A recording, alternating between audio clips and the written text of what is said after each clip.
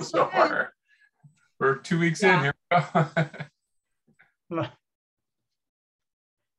Okay, it's 6:30, everyone, and it looks like we have a quorum. So I guess I will call the meeting to order. Oh, I see Katie is joining us. So this is the April 18th meeting of the Sustainability Committee. My apologies for the barking dog in the background. We will start with approval of the minutes, which Kelly circulated previously. As you know, Kelly is not here tonight and Abby's filling in. Thank you so much, Abby. Did anybody have any questions, comments, or corrections on the minutes as circulated?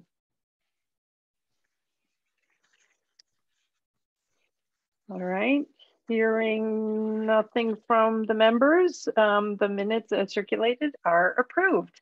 Now let's move on to our first agenda item, which as always is the public comment period.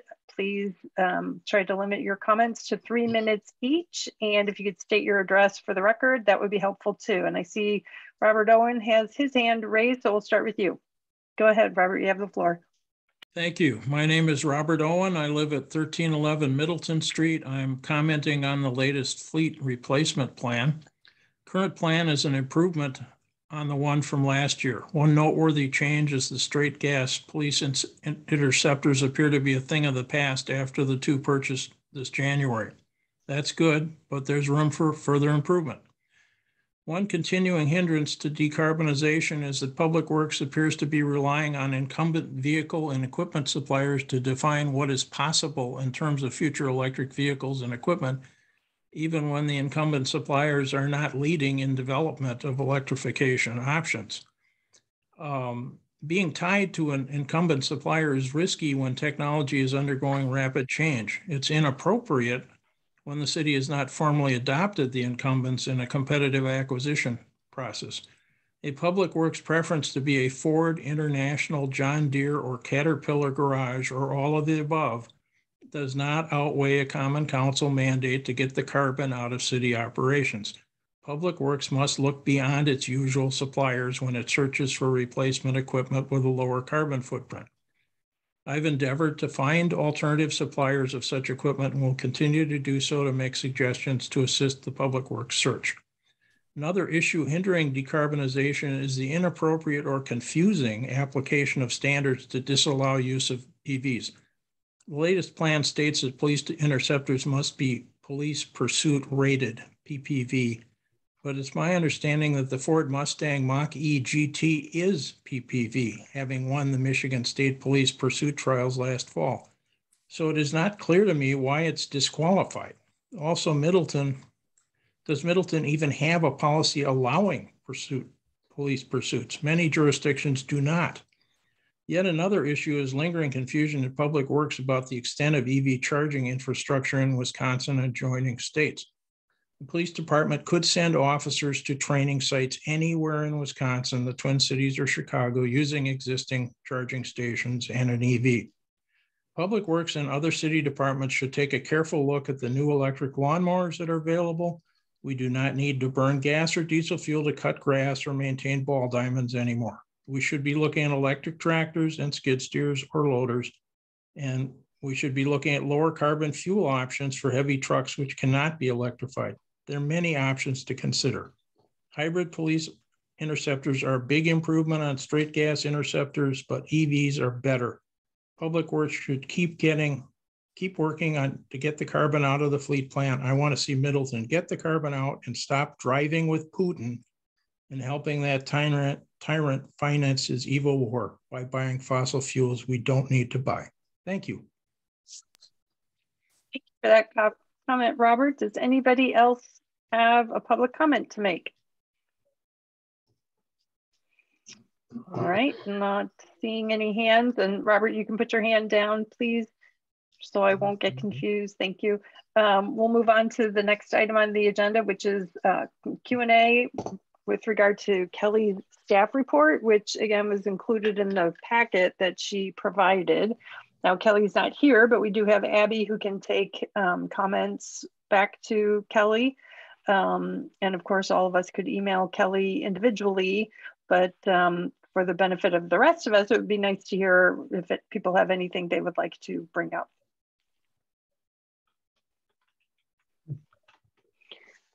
I know I had a few, so while others are thinking about it, I can mention a few comments I had.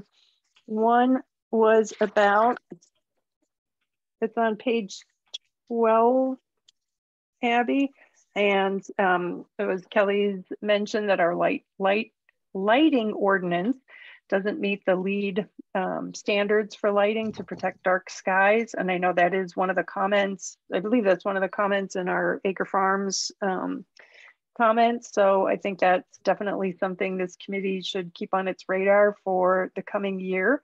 The quality of life credits, showing on the page is item number C, or item C. That again, as Kelly says, it's not surprising news that we have some clear disparities in wealth, income, education, home ownership, employment, and ratio of income to housing and transportation costs. I do think that's something, again, that I'd like to see our committee continue to pay attention to and maybe take some action in the coming year, in addition to what we're already going to be doing with the naturally affordable housing and retrofits. I think this is just an important thing that that everyone seems to know about, and maybe we all don't do enough to change it. And then the last item I flagged is on page 13, and it's number 13. It's the Sustainable Building Guidelines. You know, this is one of the items we discussed in the context of the Sustainable City Plan. And I see that it says Hilliard is drafting these documents and we'll run them through the committee for feedback. And I think that's great. I hope Kelly is using the guidance or the sustainability measures or recommendations for the community campus building. Obviously, we can require more of a city building than we can of a non-public building. However, it seems to me that we might want to start with what we would expect of ourselves and make those the basis of recommendations for sustainable building guidelines for non-public developments. So that's all I had. And again, I can raise those comments to Kelly or she can watch on the video. Now I see Kermit has his hand raised. Kermit?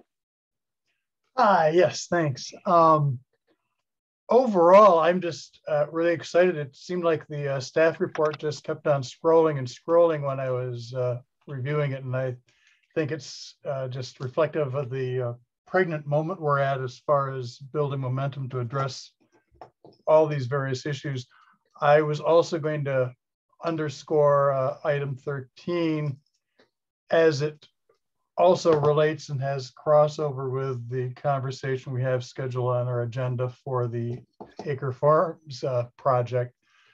And I think that there's more that we can talk about during that agenda item, but I think it's incumbent on us to push on multiple levels, like while we're getting the formal plans and guidelines together, let's see what we can get recommended through our discussion for Acre Farms, and let's see what we can get going for the city. But I think we, as much as it would be nice to have everything perfect and roll it all out at once, I think the opportunities that are presenting themselves require us to react in a timely way on each of these different areas. And let's see, there's something else with the, as far as the work she's doing, I don't know, Abby, maybe you already know about this or know if she knows about this, but as I recall, Eau Claire did some pioneering work developing their own sustainable development guidelines. And so is that, I just want to encourage not only that resource, but others that may exist around the state or around the country to be tapped. That's one that I'm particularly aware of.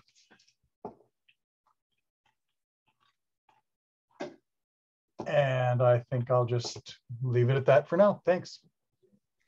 Yeah, and I know Kelly has been in contact with Ned Noel, who's the sustainability staff person in Eau Claire Okay. to get their info. And also on that same topic, sustainable building guidelines, she has met with our city attorney to find out where our leverage points are. And he has given an opinion that any planned development district rezonings, which right now is most every development is a planned development district because our zoning code is outdated. But in any PDDs, he is comfortable requiring them to meet the sustainable building guidelines that we establish. And also any project that is receiving TIF assistance. He's still looking at other areas where the city might have some leverage to require something beyond the state building code, but right now for sure, yes, for PDDs and TIF projects. That's excellent. That's excellent Yes. news. Okay, great. Mhm. Spencer, you'll get the last question because we have to move on. Perfect. I also want to reiterate, and this is an amazing list of things that is happening, which is commend everyone for in the city and everything. Being on the zoning rewrite committee, I know getting rid of PDDs is one of the priorities of the committee of it, where everything doesn't have to be a PDD. Is there any future leverage, or do we need to actually work PDDs back into the zoning code when this happens? That's a good question, Abby. Yeah, and we will still have PDDs as an opportunity for projects that do not fall into one of the traditional classifications. The reason that we're trying to get away from it is because administering them is an absolute nightmare. We have about 75, and then so we have the original PDD, and then they come in and request a modification and another modification and a modification that only applies to a fourth of the PDD, and then a modification that applies to 1/8 of that 1/4.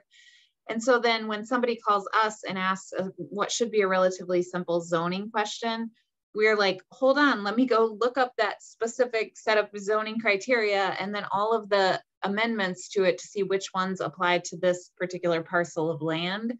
So it really is best practice to update your zoning code if you're seeing a lot of the PDDs, but we do lose some leverage there. PDD is a specific set of zoning criteria, so we can require things that we wouldn't otherwise require. So it is a trade-off. I'm hoping that there will be some other opportunities as our city attorney reviews the list of things that we review and approve, possibly even design review, which applies to any commercial construction project. But we don't know, how he's going to feel about all of that yet. So more to come. Great.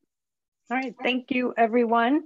And I did not appoint a timekeeper, as you all noticed, I'm sure, but that's because I'm going to keep time since I figure everyone needs to take a turn and I haven't had one yet. So we'll move on to the next item 3 on our agenda, which is the fleet replacement 5-year plan review, our comments, and then also we're going to get an update, I think, on the life cycle cost analysis tool. So I'll turn this over to, I guess, Dominic and Kermit as the members of the committee who are on that subgroup. Would you two like to lead the discussion, please? You have 10 minutes. Okay. Dominic, I'll pass the baton to you for the tool debrief. Does that sound good? And I'll try to moderate the conversation about the options, see what comments there are. Yeah, that sounds great. Okay, so I hope people had more success diving into the spreadsheet than I initially did. I had some technical difficulties, but once it got resolved, I was overall able to say I'm encouraged that it's definitely moving in the right direction, but I think there are some comments, and so I will hold off some of my thoughts in deference to giving everybody else here a chance to chime in regarding the spreadsheet listing of different replacement options and the electric or alternate fuel technologies that are being contemplated.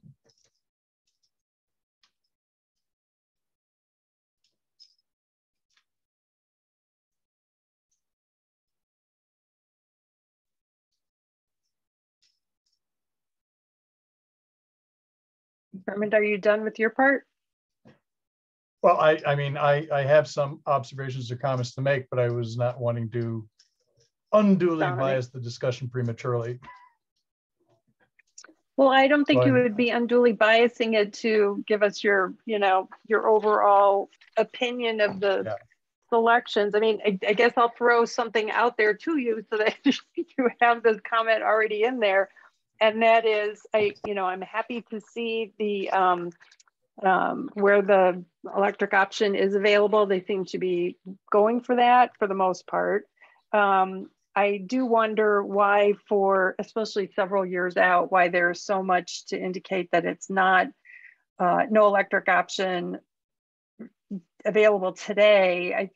I guess I would like to see these are the ones that are very likely to have something in the future, just given how fast the market is changing. Right. So that is one comment. I guess I would like to see maybe a different color, or a commitment to, change some of the ones where there's possible electric option and go with, we will try to make an electric option work. We anticipate there will likely be something available. I'd also like to bring up something, actually it's something that I had in my notes, and then Robert made the comment. Was there a decision made by council to have a preferred vendor? We've got, I'm looking at page 23 now in the packet, I guess. And it says electric option preferred manufacturer is Ford to keep fleet standardized. Is this a council decision that we maintain a standardized fleet? And if it isn't council's decision, or if council did not make that decision, why is this a policy that we're following? Because it seems like that is too much discretion given to the city staff when it is, it has implications for our finances and for our meeting our commitments to go with green or clean renewable sources of energy. And then I did not even think about the comment that we heard earlier about the police pursuit capabilities. Do we even have such a policy? I honestly don't know the answer to that, but certainly if we do not, it does call into question why that would be one of the criterion for evaluating whether or not a suitable electric option is available. So those would be my comments. Okay, well, Lisa, thanks for stealing my thunder and saving some time for the discussion. I'll just underline each of the points that Lisa made. Same concerns. It's like Ford is not necessarily the leading EV contender nowadays. And so I think that in particular needs to be looked at. I can appreciate the concerns that Brad has for inventory and repairs. And at the same time, I think there are other trade-offs that we need to really weigh seriously. Anybody else have any other thoughts or reaction from the committee? I'm not seeing any hands. Okay. Well, go ahead, Abby. I'm sorry. Just real quick, I was going to let you know that in case you saw a notice about the bipartisan infrastructure law having funding for a carbon reduction grant program. I don't know if Kelly emailed you about that because it came up like really late last week. I think it was in her staff report. I think so too. Yeah. Okay, good. We're working on that, and with the goal of trying to take that 100,000 that the council has allocated for EV infrastructure and get more EV infrastructure, and also potentially 3 EVs that would be spread across 3 different departments in order to give an earlier opportunity for the staff to get on board and get used to using the new EVs. That would be great. Excellent. Thank you for that update. Yeah, and I guess at this point, seeing that there is not evidently much comment or discussion from the committee, I will mention that in some email exchange I had over the past few days, Brad expressed a very positive, what I consider to be a positive and collegial stance regarding his vision for this going forward. I'm just trying to see if I can find that real quickly here.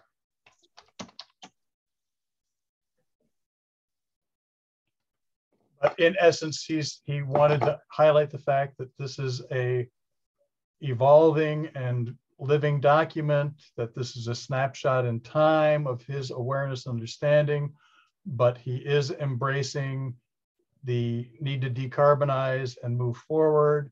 He and his chief mechanic are planning on going to the Transportation and Innovation Expo in Madison this week. Oh, no, I'm sorry. I think it's the 27th, 28th. So I think that's next week. And I anticipate that that will be a very informative gathering. And I've been in touch with a staffer with the Wisconsin Clean Cities group that is putting that event on, regarding ways that they might be able to offer support for analyzing and planning regarding our fleet transition. So all told, I'm feeling pretty positive. And he also said that he's very excited to continue using the what are we calling it now, Dominic? The Fleet Asset Lifecycle Assessment Tool. And on that note, I think I'll pass the time to Dominic to give a little more of an update on where that is in our development work. That was a brilliant segue. And Dominic, we just have a few minutes. So if you can keep it brief, that would be great. Sure. I want to speak to the document in front of you, as well as how the Falca tool could be leveraged to inform this. So as Brad mentioned, as Kermit mentioned, Brad mentioned, this is kind of a posturing document. The only decision that this document that Brad has shared with us prompts is what fleet assets are replaced next year, right? That's the decision that will come before Common Council next year. What do we purchase and what is that replacing? What this document I think does for us is it highlights areas where we need more learning and we need to apply a little bit more leverage.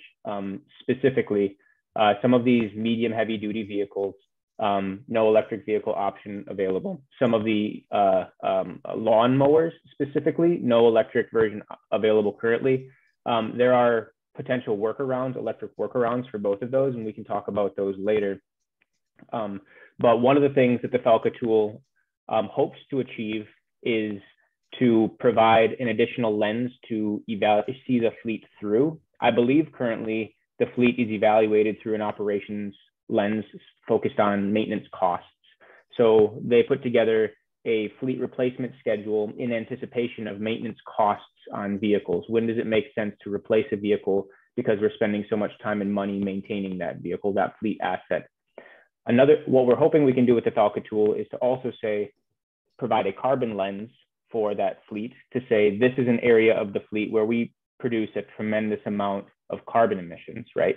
So maybe it's not from a maintenance cost perspective a hotspot, it's a carbon emissions hotspot. And the Falca tool will allow us, with a lot of operations data on usage and fuel consumption, to highlight the carbon footprint or the carbon cost of the fleet parallel to the operations cost of that fleet.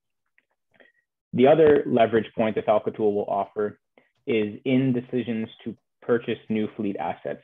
So when you're looking to replace an F-150 4x4 pickup, we've got an established 2014, Ford F-150, and we'd like to replace it with maybe an internal combustion, maybe a natural gas option, maybe an EV option. The Falca tool will allow you to look at the life cycle impact of each of those candidate vehicles parallel to a direct replacement of just a repurchase of the existing fleet tool from a first cost, first carbon footprint of manufacturing, as well as all the downstream costs in operations and the carbon footprint of fuel and maintenance as well. So that the tool is posturing to be providing that information to not only the fleet team, the operations team as they're evaluating options, but also Common Council when they're approving a purchase. So I know that some of the questions coming from Mike Davis were, how do we envision our work being implemented by the city. In my view, and I think the way that our work plan's built, Kermit, please, offer your perspective. It's really those two angles. The first is a new lens to look at the fleet through, and a second is to provide decisional information for the operations team and Common Council. Yeah, I think you're right on, Dominic. And I think something I find encouraging is that one of the issues we've been discussing in our subgroup is how do we roll out this tool and make sure it's used?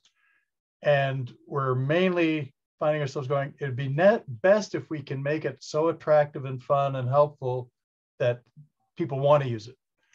And so in our discussions and Dominic's work and Bob's consultation with Dominic, I think we've been making headway in that regard. And the fact that Brad has said that he is interested in using it is encouraging on that front.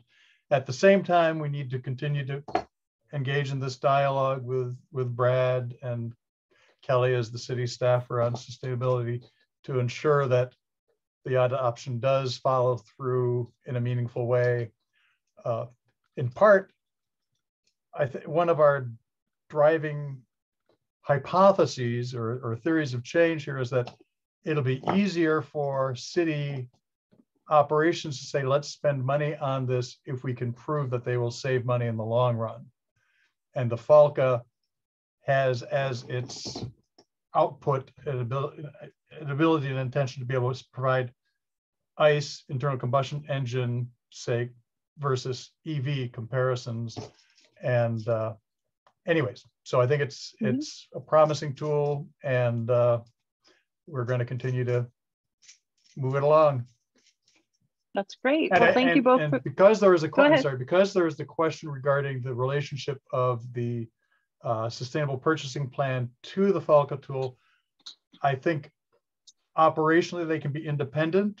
Ultimately, we want to have the updated sustainable purchasing plan incorporate reference to it, but Brad can use the FALCA without it being part of some grand upgraded sustainable purchasing process.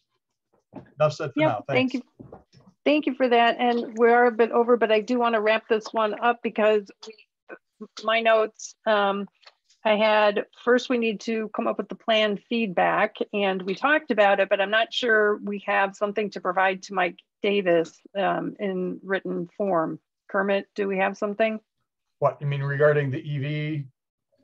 Regarding situation? Yeah, well, because it says City Administrator Mike Davis asks the Sustainability Committee for final comments and feedback on the 5-year fleet replacement plan. So do we have something? We don't have anything in writing specifically along those lines. I mean, I didn't find out about that request until I saw the agenda. Sure. So Abby, do you know what our deadline is for that? And what form does it take? Does he just? So I'm assuming that the intent is for it to go back to the city council for some sort of an endorsement. That meeting, the next council meeting, and Mike Davis's last council meeting will be on May 3rd, Tuesday, May 3rd. Okay, and then usually the materials are circulated the week or the Friday before. Our deadline would be Thursday. Let's see, Thursday, April 28th at noon to get items into the packet.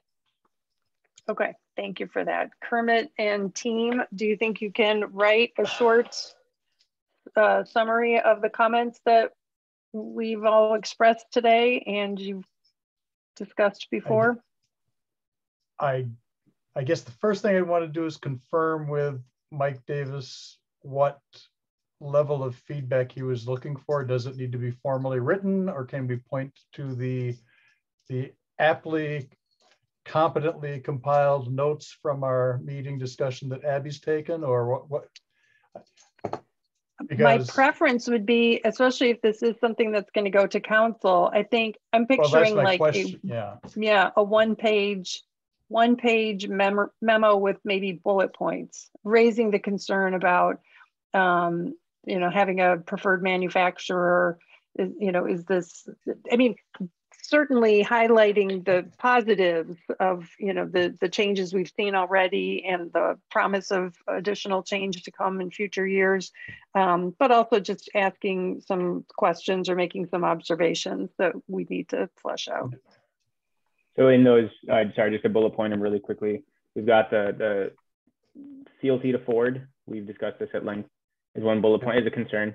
Another concern, pursuit rated police vehicles, limiting our options for Eevee in the police squad, and predetermination of lack of Eevee options or alternate fuel options in years ahead. Those are kind of like the three significant negatives, and we've got a lot of positives as well. You know, they've been very flexible, very responsive, and posturing flexibility moving forward as well, and working with us, and commitment to decarbonization as well. So we've got kind of a balance there, all 3 and 3. Did I miss any concerns? I don't think so. I would not describe the one, my comment, which I know others share about describing the further out vehicles as, you know, not available and flagged in red. I see it as just a different way of framing those particular options. So it's, you know, looking for the positives instead of the negative, actually. But yes, I think you summed that up well. Okay. So thank you, Dominic. If you all can write something short, I think given what Dominic just said, I'm comfortable having that maybe just run by the committee for objections only through email, if that's a possibility, before it has to go in on the 28th. It would be better, and then the last, from an open meeting standpoint, if you could send the draft to a staff person, and then we can send it out to the committee, ask you to just not to reply all in order to comply with open meetings. And I did confirm, I was just reading through emails. Mike says, please have this review in place by Monday, April 25th, meaning the committee review. That includes Public Works, in anticipation of presenting to Finance and Council on Tuesday, May 3rd. Excellent. So perfect. Okay.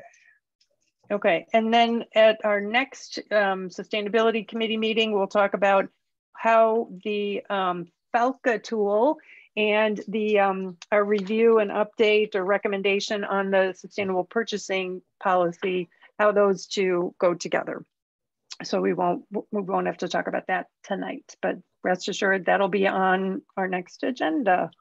Okay, so that one we only went 9 minutes and 17 seconds over, but it was well worth it. So now let's move on to agenda item number 4, which is the Acre Farm final comment approval. We did receive, oh, Dominic, you've got your hand raised. Go ahead. Unless it's about Acre Farm. It is about Acre Farm.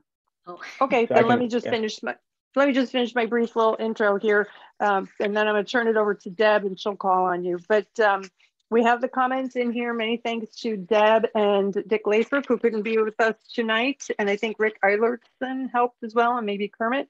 And I hope everyone had a chance to read through the comments. I thought they were excellent, but let's hear from Deb and hear comments from Dominic and others. Okay, the Acre Farm subdivision. 2030, that's 8 years from now. 66% of the community's electricity usage must be from renewable energy sources. And 21% of all energy needs. This is new development, and it occurred to me after reading all of the things that Kelly is doing, we have so much work to do with the community that's already built to convert it over for electrification and stuff, to have new development not be carbon neutral, or at least be solar heat, for electricity. I think we'll never meet our goals if we don't. And so two things, we want to look at stormwater. because the Conservancy is right across the street. And as we said, $200,000 is being invested over 4 years in Prairie, in the Acre farm that was purchased by the county. And so we have recommendations for stormwater and then also for sustainable development. And you all read it, so I'm going to open it up to Dominic for the first question. Yeah, a first comment, awesome work. It was very, very thorough. I wanted to include in the sustainable development, the second section, just some nod to the lack of services in their development plan. It's just strictly residential, you know, development as currently conceived, and everybody's driving someplace for every cup of coffee, haircut, or, you know, loaf of bread. Yes, that's right. I thought maybe I didn't. I thought I put something in there about walkability and services, but I will add that if people want that. I think that would be good. And I was going to ask before we move on to any other comments, does somebody want to make a motion that we accept and forward on this set of comments, and then second it and we'll discuss? Are we allowing the discussion to add items for inclusion or incorporation? Yes. So then do we? Should we do that? To make a motion now or after? I'm going to guess, just by looking at the lack of hands raised, that we won't see a lot of specific amendments. So I'm going to propose that you make the motion now and include the reference to amenities or services as an addition. I too thought it was in there, but I could be mistaken. To find it. One question I have is perhaps for Abby, as it relates to what level of detail and specificity, what sort of language is allowed, expected, and helpful for this kind of feedback. Do you mean with regard to Deb's comment about with regard to the overall City of Middleton Sustainable Committee recommendations? We have this document that's 2 to 3 pages, I forget. And is this covering the bases? I think you Are covered we missing something? Pretty much everything.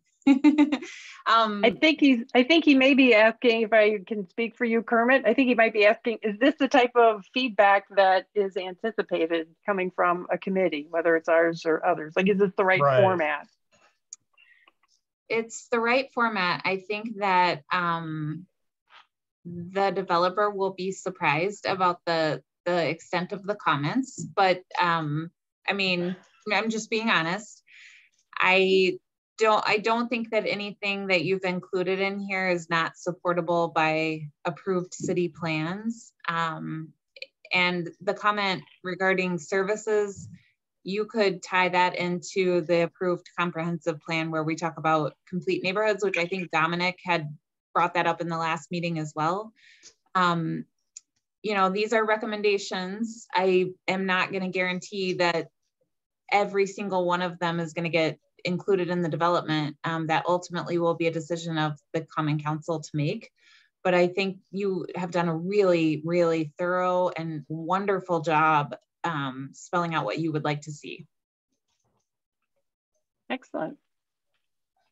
So Kermit, does Abby's answer make you more comfortable making a motion? Yeah, I mean, there are a couple of types of things I may want to add, but if we want to proceed by motion and approve and then discuss and add, that's fine by me if that's parliamentary acceptable. Let me see if Spencer has something to say about this. Yeah, I just, great job on this. The question I know when there was a development proposed years ago and the committee looked at it, we were really concerned with salt runoff in the road. I know there's water infiltration. Is there any, and this is maybe more of a city question, in a new neighborhood with hills or that's close to a natural area, is there a different mix of brine or sand or something that happens that can be used, or is it straight across the board? We got salt on the roads. Is that something for the developer or for the city? I'm sorry. I'm thinking it probably is more of the city. It's more of, I'm just thinking the long-term, I started thinking long-term maintenance of a new development. And so it's not necessarily towards the developer. So I'll strike that conversation from the record. Well, it's in the record, like it or not, but that's a good point, and it is something we can bring up at a later date. Christy. Just super quick, Spencer. We were in Minneapolis a couple weeks ago and I saw big buckets of salt sand mix, which I have to say I have not seen around here. Maybe I'm just not looking for it, but to your point, that's it. Thank you. Thanks. Okay, so Kermit, anyone want to make a motion to accept this document, this very well written document? I'll make the motion. Yes. All right, Spencer, let's hear your motion. The motion is to use this document and pass this our suggestions through council or through council first. These are the Sustainability Committee's recommendations for the Acre development. Yep, it'll go to Plan Commission first, but eventually council will decide.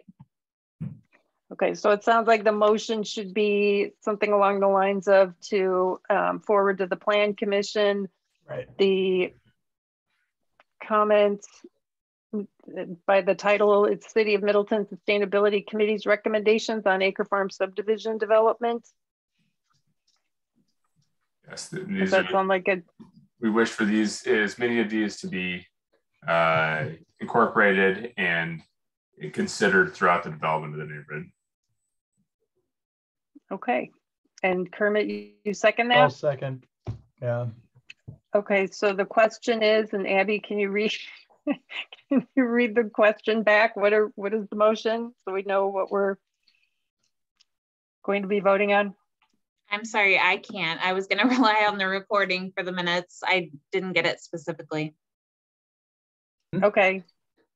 I think here, I'll try to restate it, and that is the motion is to forward to the Plan Commission the City of Middleton Sustainability Committee's recommendations on Acre Farm subdivision development, with the encouragement that as many of these recommendations as possible be accepted into the final development plans.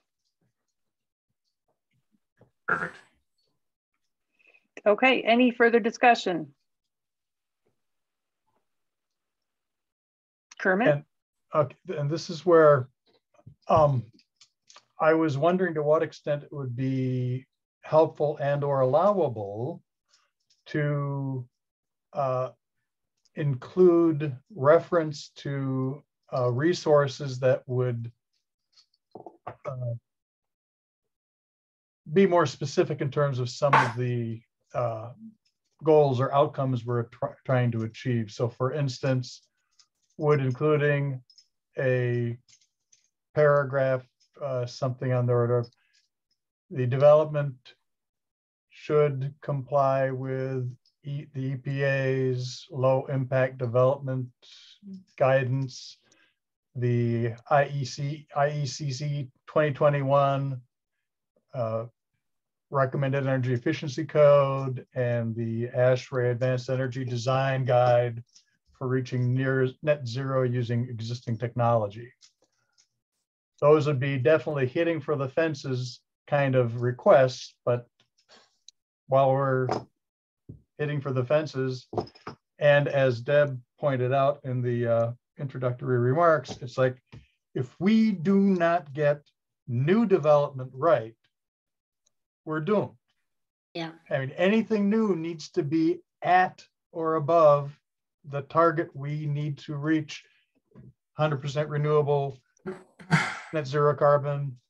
And so anyways, so that's my main proposed addition, or question whether that proposed addition would be at all viable. But fundamentally, it's driven by Deb's point. It's like, and I totally agree. I think, I mean, that was one of the top things I found right on target with this. It's like, anything new needs to be 100% on target. We can't kick the can down the road. Yep. Right. It's like having a 2.9 GPA. And if you want to bring it up to a good, decent GPA, you have to get like A pluses in all The rest of the your way, future right. classes. Yeah.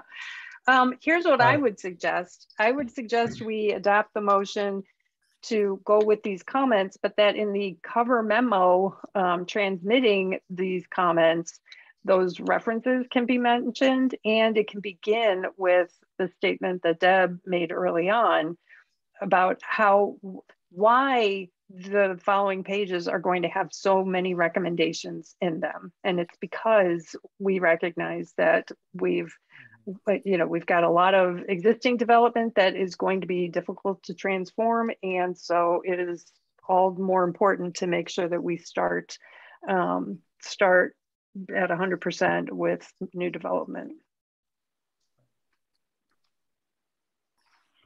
And I don't know if Deb would write that memo, the text of the memo. Maybe the two of you together work on that, since Kermit, you've got the sources to refer people to, and Deb's got her comments at the beginning. But that would be my suggestion, not to add to these comments so much as make sure the cover letter or cover memo explains your rationale. Would the cover memo be stripped off and discussion moved on? In other words, I'm just concerned that it undercuts these ideas.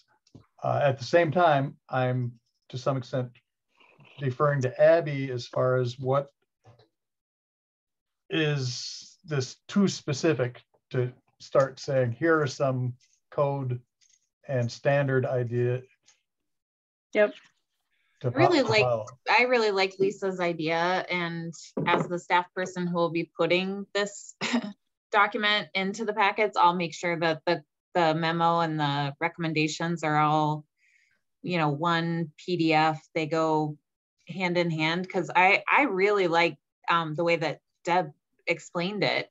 I think that that's a really compelling story to tell. If we're already struggling to transform existing development to try to reach these ambitious goals, we need to make sure that we shoot for the stars for the new stuff, because it's going to have to make up, the difference that we're not going to be able to reach with the current retrofits. So I think that that's a really good, good way to phrase it. Thank you. Okay. Thank you, Abby. All right. Well, given that. Abby, could I ask one thing? Abby, do we need to put the date that, oh, geez, sorry. Do we need to put the date on here that this was adopted? Is that part of the document? You could have, it would probably be good to include that, the date. We'll also have that on our agenda because this was referred out to 6 committees. So we'll have each of the dates that the committees discussed and prepared their recommendation. Okay, so if I add services to this document, then I should just send it to you or to Kelly, or? You could include both of us. If I have time to, put this together, then I will before she gets back. But otherwise, she'll have to take care of it when she gets back. We have time before it's going to go back to the Plan Commission. So we do. Okay. Yeah, we have a little bit of time because it's still got to go through some other committees. Okay, so for Kermit and I to get together for this intro memo, whatever. What's our timeline? When does it have to be to you?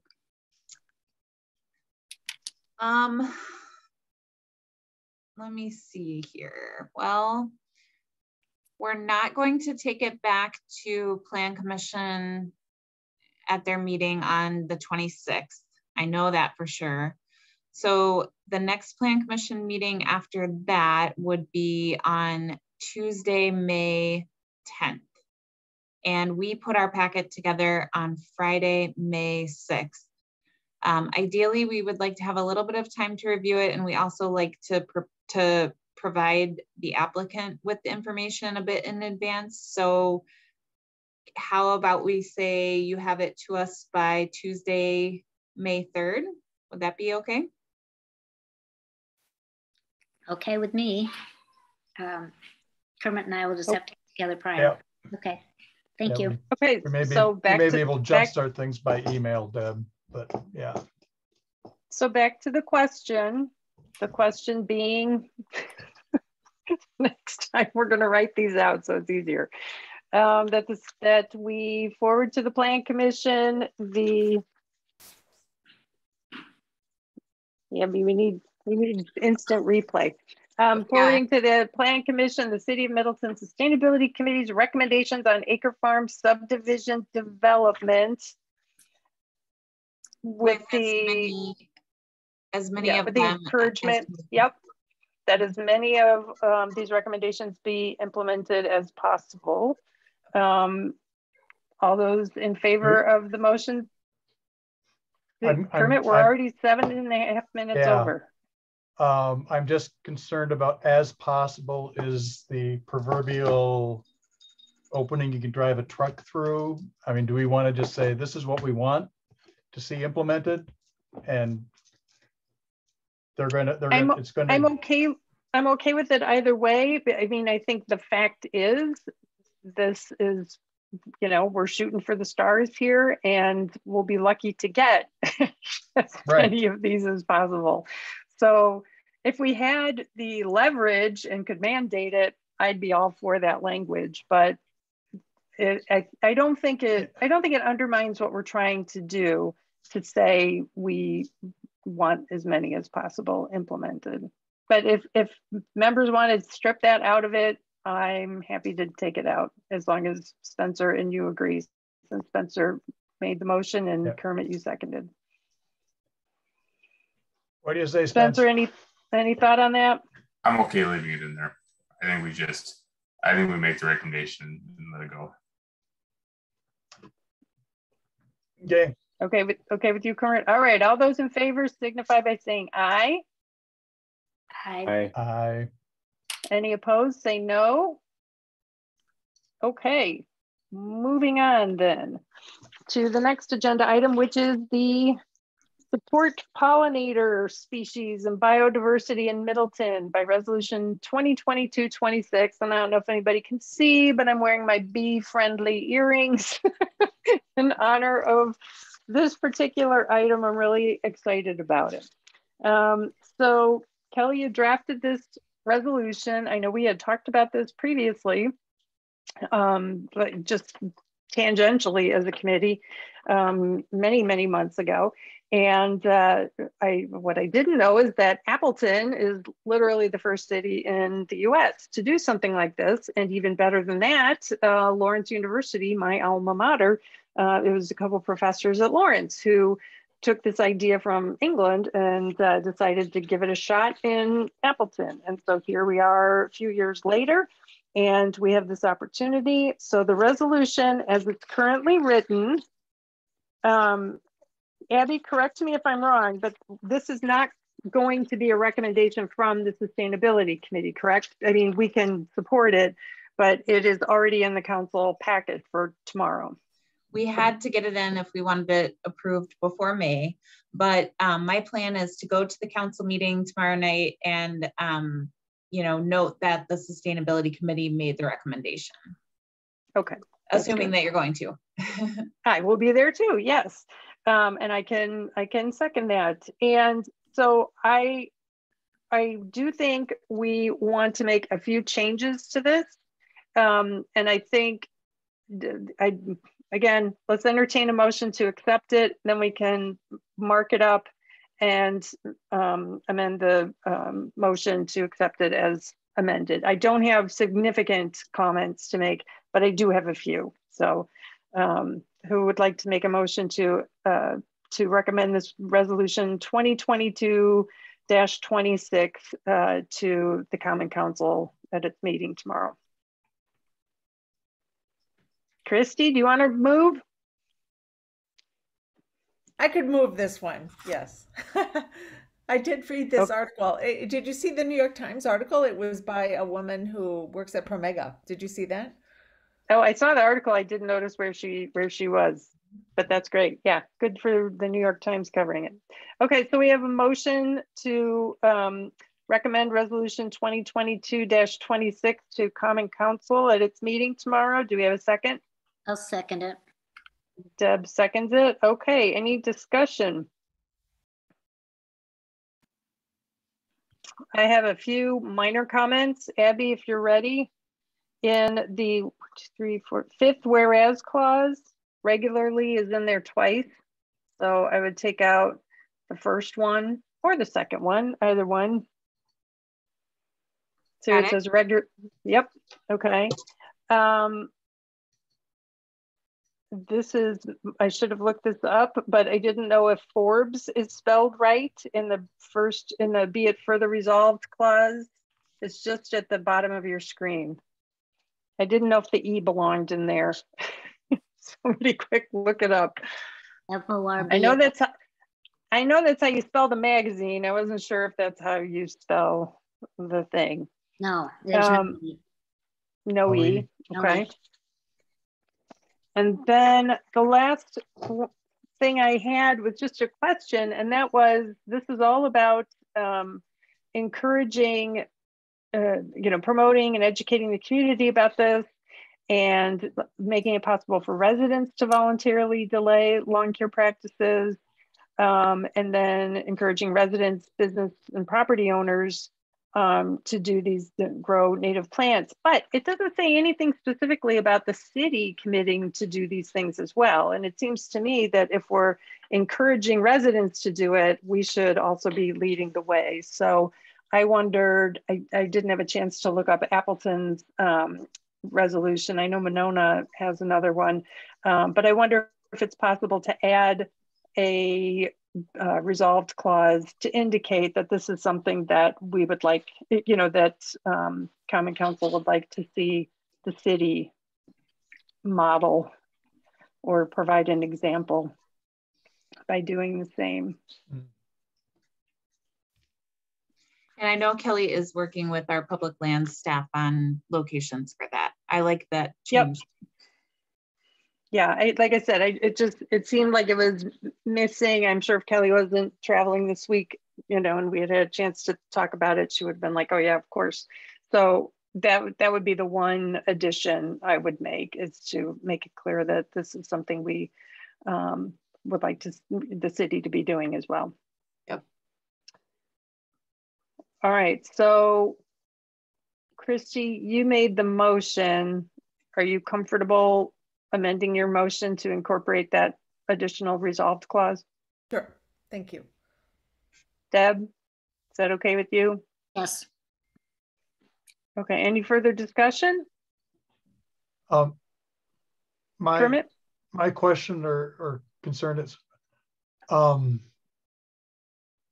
this is like kind of a baby step in the issue. And so is this basically, okay, we want to at least get a baby step out there? And if that's part of the strategy, do we have an intention to circle back around on this to address, I mean, doing it in May is great, but why aren't some of these practices made more acceptable throughout the year? Why do we over mow and over fertilize and over insecticide? Is there ways that we could? So I guess practically speaking, it's not a change to this. At least I can't think of an elegant, short, simple change to address that concern, but I want to put a placeholder into our conversation and into the notes that if we're serious about addressing the pollinator crisis, 1 month out of the year is not enough. Yep. And we need to, I think, come up with recommendations and strategies that go year round. Yep, that's a very good comment. I think, I totally agree. This is a baby step, but I think it'll be better for us to do this now. And then as we approach May, actually, as we approach January next year, we can make a more concerted effort to prepare for, like a much bigger event, more people participating, maybe get signs. I know some of the communities have signs that say, I'm feeding the bees. So we have opportunities in the future. I do think this, be it the one that's just at the bottom of the page, it doesn't specifically say it, but by encouraging people to grow a variety of native plants that bloom across the seasons, I take that as an indication that the month of May is not enough. This is something that we can be doing year round, but this is the first step. And I think it's an important first step. And did I read in the staff report, Abby, or was it somewhere else that there is an intention to have some ordinances changed or written to allow these practices, at least for May and perhaps even beyond? I think that's what Kelly wanted, is to actually make an ordinance change, but that requires a public hearing, public notice. It takes way more time than we had. So that's why we're doing this via resolution. Yep. Okay. And so that we can I would note that ordinance transition for next year or further down the line. Well, I would note that Appleton did this, had the No Mow May 2 years, and this is the first year. So in the third year is when they decided to make it a permanent change to their ordinance, so that they don't have to keep coming back and reauthorizing it every year. So, and I think that's a prudent way to do it, because we want to make sure that, that we're not missing something. We want to make sure it's working, and so, sorry, my dog is bumping my chair. I thought somebody was down there.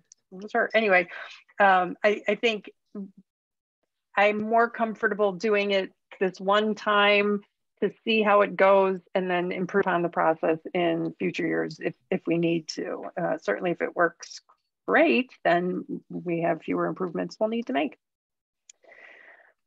Okay, so back to the question of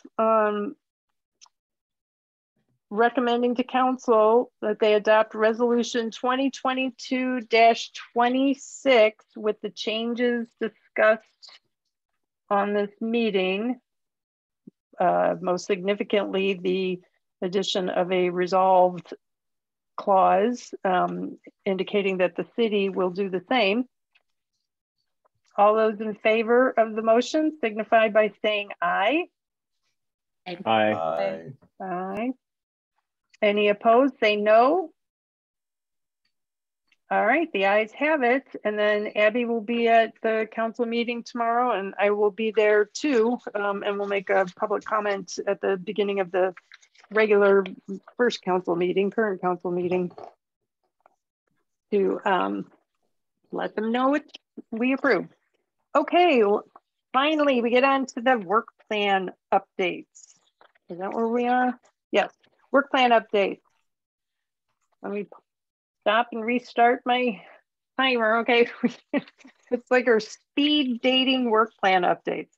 So Celebration is the first one in the list. I think you all know the date. It's July 10th, 2 to 4:30 p.m. We do have the outdoor area of the Lakeview Park shelter. We didn't have to pay for that because it's a city activity, and we likewise, I believe, will be able to get a waiver on the fee for an amplified sound permit. And I'm glad to see that Alders Kathy Olson and Katie Nelson are on, because they are part of the L&O committee. I haven't gotten to that point yet. We are supposed to have a meeting tomorrow, Celebration team. If you want to postpone that, I'm okay with that. If you are itching to continue our conversations tomorrow instead of like 2 weeks from tomorrow, that's fine too. I guess I would probably lean towards postponing for 2 weeks if that's okay with Kelsey and Kermit. Whatever works for you. Yep. Yeah, let's do that. That'll give me a chance to get in touch with some people that I need to follow up on our questions regarding things like, can we borrow the city's PA system and things like that. But I'm very excited about it. And I actually have a little blurb. We'll talk about this in a bit about the Eevee car show. I created a little blurb to put in a handout for the Eevee car show that will be represented at later this week. So, but please mark your calendars for July 10th if you can be there. I know the mayor and Alder Emily Kuhn are planning to be there to give remarks, and I hope whoever the new Sustainability Committee chair will be there as well. Okay, next one is the LED light bulb project at Voss House. Deb, that's you. Unmute. I talked with Tony today from Ace Hardware, and he still doesn't have the 100 watt equivalent LEDs that were ordered. They were supposed to have been in 2 weeks ago. Still not there. I'm sorry, he has the 100 watt. It's the 40 and the 75s watt equivalents that were ordered from MaxLight that he's still waiting on.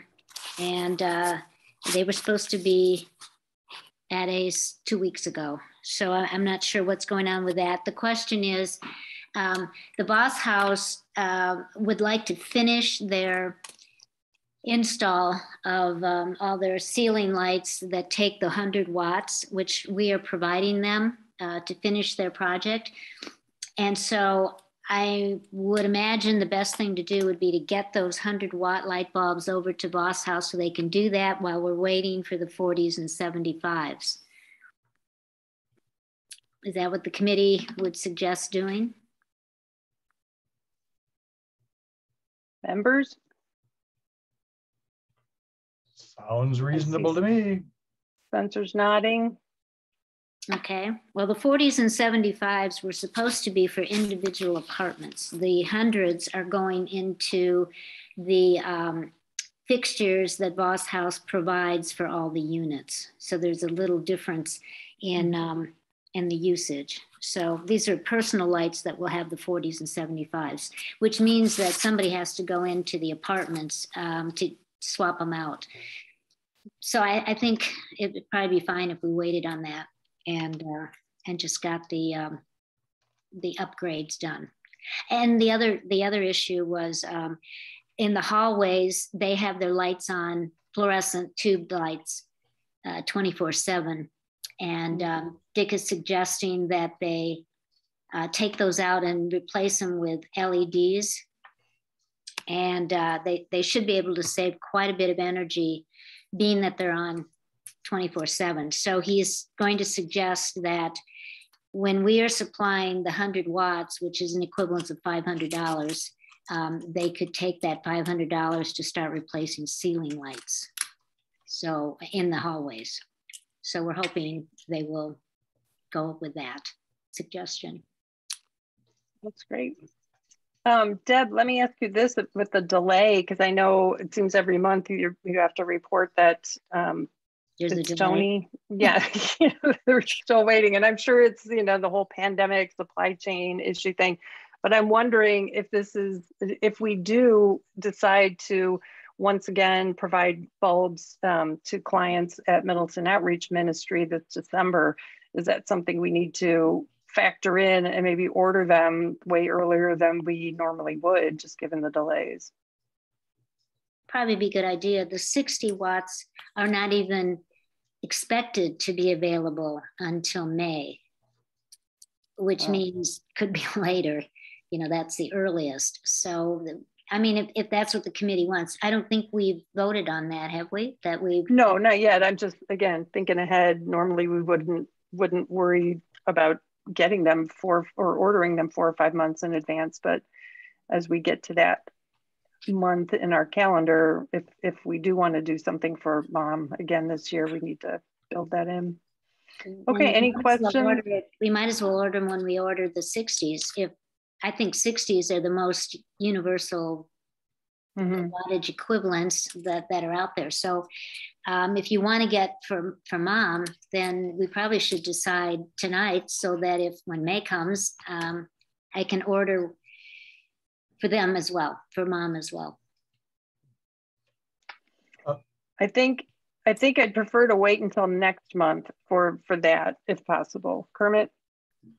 Yeah, Deb, if I'm tracking what you're saying about the tube fluorescents being replaced, you were suggesting that we allocate some money to replace the fixtures so they can just use the bulbs, or what exactly? Yeah. No.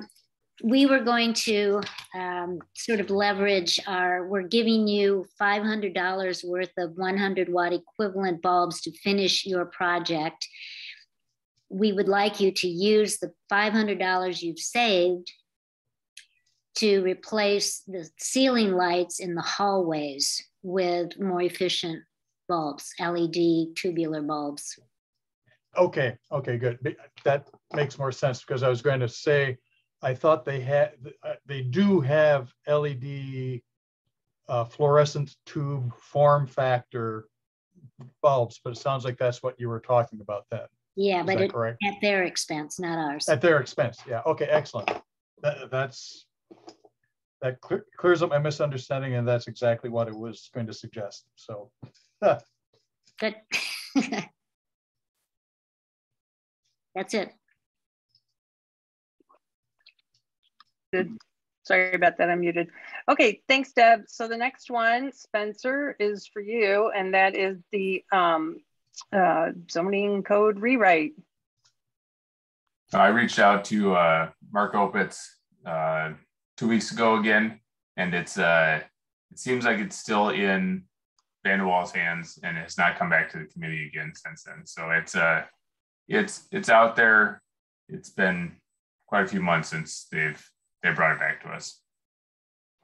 Okay. So how many times have you seen this the rewrite?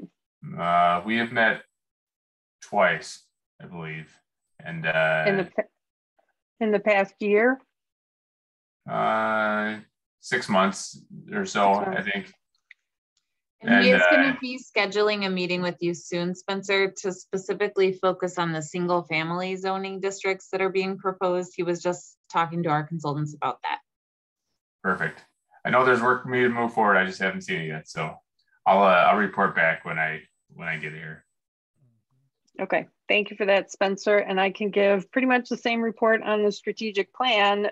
We've had 2 meetings since October of last year. There have been some positive changes. I think I mentioned those last time.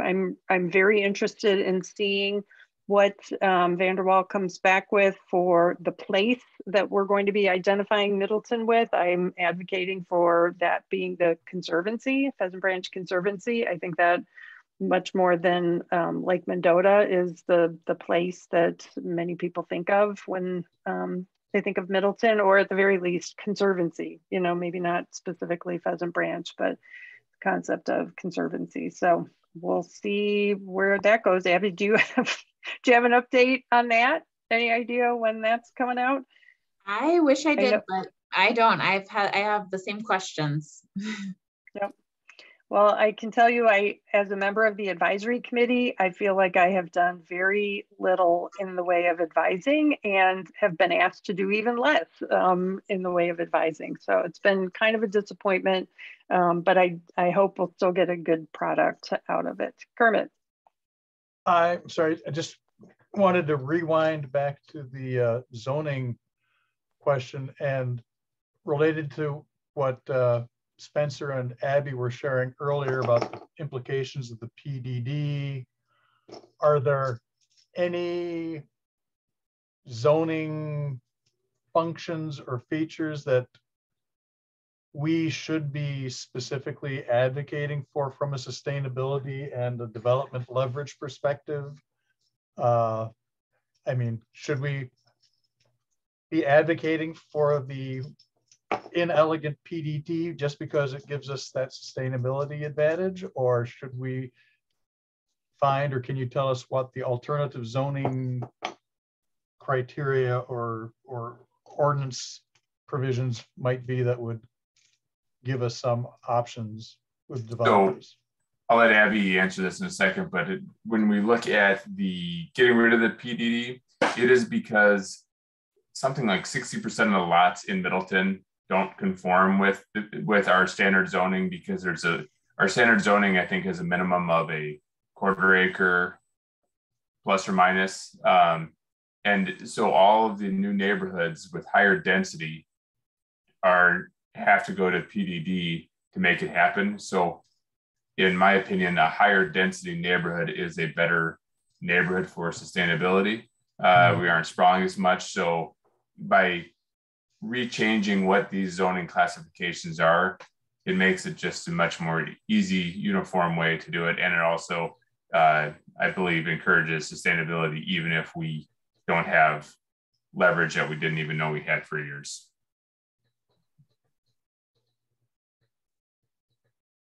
Okay. The other benefit of moving away from the PDD is it gives property owners, developers, neighbors, residents more certainty about what they can expect in their neighborhood. So, you know, otherwise the alternative is every single project has to get a rezoning. I would look for other leverage points rather than relying on that. I agree. Okay. Thank you. Let's see, moving on then, the School Sustainability Committee. Daphne? I don't have any feedback for that, but I did successfully find 3 students who are really passionate about sustainability to replace me next year on that committee. And we are going to have like a full group meeting in like 2 weeks. So, yeah. I think it'll take 3 students to replace you. Thank you. Exactly. Good one, Spencer, and spot on. All right, thank you for that update, Daphne, and for recruiting students. That's wonderful. Next item, Sustainable U June session. So since we didn't have one in April, wanted to make sure that we didn't lose too much momentum before we go on our planned break for the summer anyway, since August we'll have an opportunity at Good Neighbor Fest, and we've got Celebration in July. So anyway, we had Liz Zimdars had already been reserving June 16th as the date for a Sustainable U. And since we did want to cover some of the changes to recycling, Kelly has recruited, it's not Brad who's going to do it, the name escapes me, for who's going to do it from the city. And then Kelly's also reaching out to Pelletary just to get those two to cover an hour of recycling conversation. We're still calling it a recycling reboot. We're not worried about not having an updated recycling guide to unveil at the time, because we feel like there is important information that we want to get out to people. This one could be in person, and I think it should be, because I think that lends itself to having, like, you know, this is recyclable, this is not, and it would be much more effective to do that in person rather than on Zoom. So fingers crossed that things continue to go well with the pandemic. And then once Kelly is back, I hope by the end of this week we'll be able to get a description to Liz so she can make sure it goes into the library's newsletter and on their website. I think actually we have until next week to finalize the description, but it sounds like we're good to go for June. And technically the May 12th event is not considered Sustainable U, but we do encourage everybody to go see the event at the, again, it's in the Archer Room at the Public Library on May 12th from 6:30 to 7:30. Bob Lindmeyer is going to be speaking. I went to the Senior Center to see him since he gave a similar talk, maybe the same talk, a few weeks ago, and it was very good. He does an excellent job. So I encourage everybody to attend if you can and to let your networks know. Next item is the Eevee Car Show and Sustainability Fair. So this is the event that the Middleton Community Church is having. Carol Phelps had reached out to us to see if somebody from sustainability would be there, and I volunteered to be there. And so I'm going to pick up the table and our Sustainable Middleton banner and some handouts from Kelly on Friday. Unfortunately, Mike Davis scheduled the bus tour for the same day in the morning. And it's like a, very, well, I guess the bus tour isn't an Earth Day thing, but we've got this really great idea for an Eevee car show. And it's not just cars, it's equipment as well. But the hazardous waste collection, which we'll talk about next, same day, and now the bus tour. So I'm going on the bus tour in the morning. I'm skipping the lunch. And my husband is actually volunteered to set up the booth or the table and hand out the stuff. And we'll be talking about this agenda item number 8. We'll be talking about the expenses. But I'll tell you right now, my hope is to have handouts. I will send it to you once I update it, but it's basically a handout saying come to these events, May 12th. The recycling reboot and celebration. On the back, I want to put the 5 things that we had for calling all good neighbors. If you remember the Good Neighbor Festival, we had the little handout. Well, the ones that the front of it identified what the sustainability committee was going to be doing. The backside identified what residents can do to be more sustainable. So that's going on the back. And then assuming the resolution on No Mow May passes, I can grab something off the internet. Actually, I've got something from the Xerxes Society and can have some of those to hand out as well. And then I thought, since Carol wanted something friendly for the kids, I thought I'd get a couple bags of little tiny apples and mandarin oranges and some native seeds. So like a pollinator mix and a butterfly mix. And that's what the expense will be that we're going to talk about later, just being able to buy some of those things. Abby? We have a bunch of seed packets that were donated to the Middleton Arts Committee by someone who contributed for the mural that's at the Municipal Operations Center. So they have a sticker showing the mural and it says, I support this mural. And then it's got the seed type and they're all native seeds that he harvested. I would guess, I just put them in the City Hall lobby a few days ago because they were in my office and I was afraid that the mice were gonna come in and get them in my office. So I put them in the lobby and I would guess that there are probably maybe 60 to 80 packets. If you just would like to take those, I can get them back from the lobby so nobody grabs them. Yeah, that would be great. Perfect. That would be perfect. And I hope I pick them up before the mice invade your office and eat them. But yeah, that would be perfect. Thanks, Abby. Okay, that's, and so I was going to ask if anybody else is interested in staffing this booth. It's from 10 until 2. Like I said, I'm probably going to show up around 11:30, I think, based on the bus tour schedule. But if anybody wants to help out my really friendly husband in the morning, he will totally do a good job. But this isn't his area of expertise. But he's really game. He'll do a good job. But if anybody wants to help him out, 10 o'clock till noon would be awesome. And then I will be there definitely for the rest of the event. All right, let's move on to the Household Hazardous Waste Collection event. Who's going to be at that? I think Dick Lathrop is going to be there. Anybody else volunteering at that event? No, anyone planning to go? I'm going to be busy, so I'm not, but I hope it'll be a good turnout. I don't know I think people had to register in advance. Abby, do we have people registering? The registrations are not coming to us. So I do not have a total on that. Okay, I'm just wondering if we need to, if we should spread the word or should not. You know, is it already completely subscribed, or do we want to try to get more people to participate?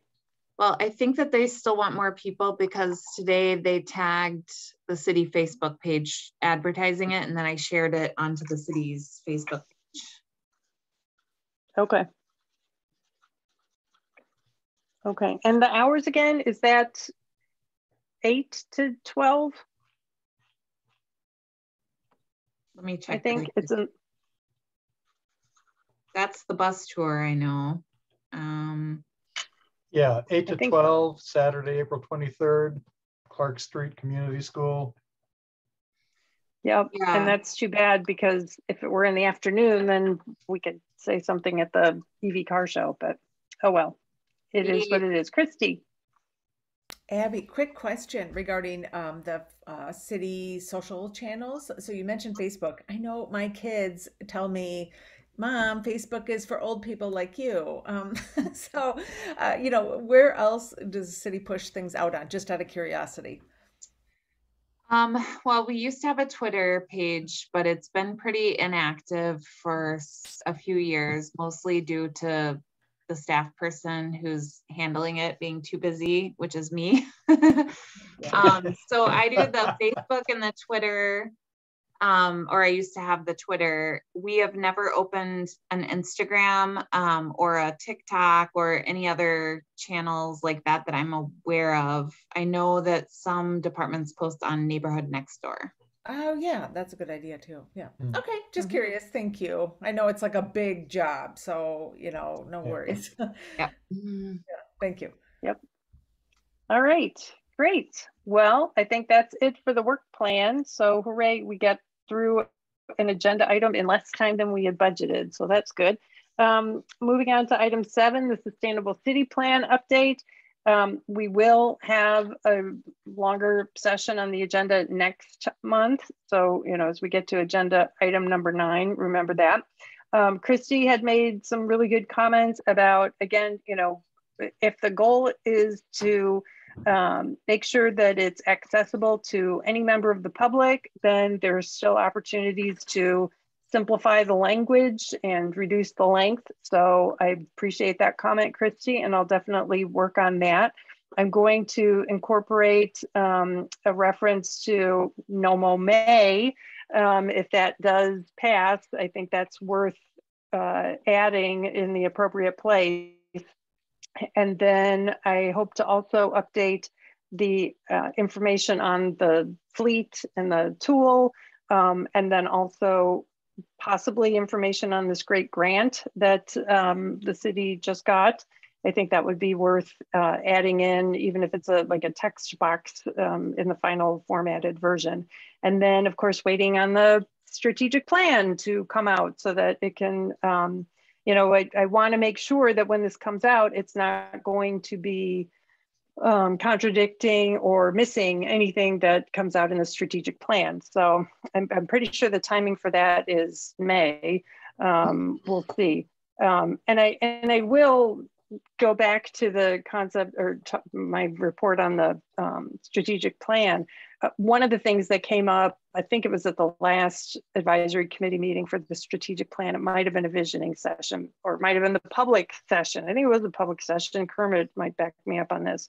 But there were comments made by a few people who are in positions of authority over this, saying, well, we have a strategic plan. So we're going to have a strategic plan. And Kermit and others and I made the point that, well, yeah, but this should build in sustainability. It's not, you know, it was an example of how we are the green box in the org chart, right? And everybody's like, oh, well, let the sustainability committee take care of that. And it's like, no, it is a universal change in everything we do. We all have to be thinking along these lines. So we made that point in the strategic planning discussion that, we can't just say, oh, well, we didn't put too much on sustainability in here because it's already being taken care of. It's like, nope, it's got to be in there. And so next month we'll talk about the revised version, and I'd also like to finalize the plans for public engagement. I think we had talked about doing an online form, not anything like a Polko expensive kind of thing, but very, very manageable. Not a whole lot of questions, just giving people an opportunity to share what they think. But then we also, I hope, again, with COVID being in the position we're in right now, I hope we'll be able to have a public meeting of some kind, whether it's at the library or at Lakeview Park Shelter. But I'm looking for 1 or 2 volunteers to help me nail down those plans and actually be a part of that public engagement process. So you don't have to tell me now unless you are itching to do this, but I would appreciate getting an email from folks if you're interested in helping out, just identifying where, when, and how, and what questions specifically to ask. We do have a short list of questions that I had provided a long time ago. Once we see what the final revision of the draft looks like, we can update the questions, but I would welcome some help. And I'm sure Kelly is going to want to be involved in that too, since this is right up her alley. So, okay, any questions about that? If not, let's move on to our budget agenda item. We have we have a chance to approve or deny funding from our operating budget for 3 different activities. One is the Sustained Dane Renewal Membership Fee. I know Kermit and I and Kelly attended Sustained Dane last year. It's a great organization and good programs that they have.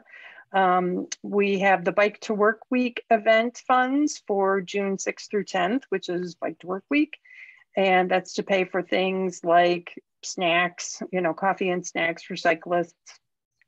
And then we've got for the Eevee car show and sustainability fair that I just mentioned, an amount for buying things like apples and oranges, and I won't have to do seed packets now, but apples and oranges and paper copies of handouts. So would anyone like to make a motion bundling all of these together? Kermit? Sure. How specific do we need to get? Can we refer to the budget agenda item 8? I move that we approve agenda item 8's sub items 1, 2, and 3. I think I would recommend saying you move that we approve and then read what the thing is and the dollar amount. Yep. But not the explanatory text or what it's going to pay for, but just, to make it crystal clear. Okay, I move that we approve the Sustained Dane membership renewal fee of $275, and also the Bike to Work Week event funds for June 6th through 10th in an amount not to exceed $250, and funds in an amount not to exceed $300 for the Eevee car show and sustainability fair. Okay, thank you. Do we have a second? Yeah, I'll second. Dominic seconds. All right, any discussion about these items? Hearing none. The motion is to approve the Sustained Dane membership renewal fee in the amount of $275, to approve the Bike to Work Week event funds for June 6th through 10th in an amount not to exceed $250, and approve funds in an amount not to exceed $300 for the Eevee car show and sustainability fair. All those in favor signify by saying aye. Aye. Aye. Anyone opposed, say no. All right, the ayes have it. And now we move on to our standing agenda item. And one of the things that we talked about is the Sustainable City Plan, a chunk of time to discuss that. I would like to talk next time about the Climate Fast Forward event, which is scheduled for October 17th. Certainly us attending it or having, you know, some folks attend it, possibly sponsoring it if that is something that is appropriate. What else did I note? Well, I had the salt and brine road maintenance, but I think that's more of a, as we approach winter. Anybody have other items to suggest for next time? I know one will be thinking ahead to the election of a new chair in June. So start thinking about if you want to be nominated or if you want to nominate someone, if someone's going to be voluntold to do it. It's a great opportunity. It's, I mean, you know, I can honestly say I would not have run for council had it not been for my appointment to this committee and leadership of it. So it's maybe that's not the right thing to tell you. I was just going to say, wait, are you telling us that this is a stepping stone to even more work? It can be if that's what you want it to be. And you know, there's sometimes, especially for those of us who are really, really passionate about climate change, and I think that's all of us on this committee, sometimes you just have to take matters into your own hands, I guess, to really make the case that Deb stated so well, you know, and make it broadly about more than just new development, but about everything we do. So Lisa, are okay. you saying you're stepping down? You're not up for being nominated again? Is that what you're saying, or are you not saying that? Well, I guess I'm not saying that. I do think it's good for someone else to have an opportunity. You know, I've had it for 2 years, and I really, how do I say this? I'm not stepping down because I'm not happy doing this. I think it's a great honor. I really appreciate, especially those of you who were at my very first meeting. You know, it's wonderful that you entrusted me, meeting me for the first time, and letting me, you know, electing me as your chair. I think that's wonderful. I hope I have lived up to your expectations or your hopes for leadership. I could imagine continuing this, but I also know that as a new member of council starting tomorrow, I want to get my sea legs before I take on or even continue some of the work that I'm doing now. I'm giving up my chairmanship of the DEI committee for the League of Women Voters for the same reason, because I want to be able to focus on council work. However, I haven't requested that the mayor appoint me to this committee because I want to be able to help you all continue the really good work that we're doing.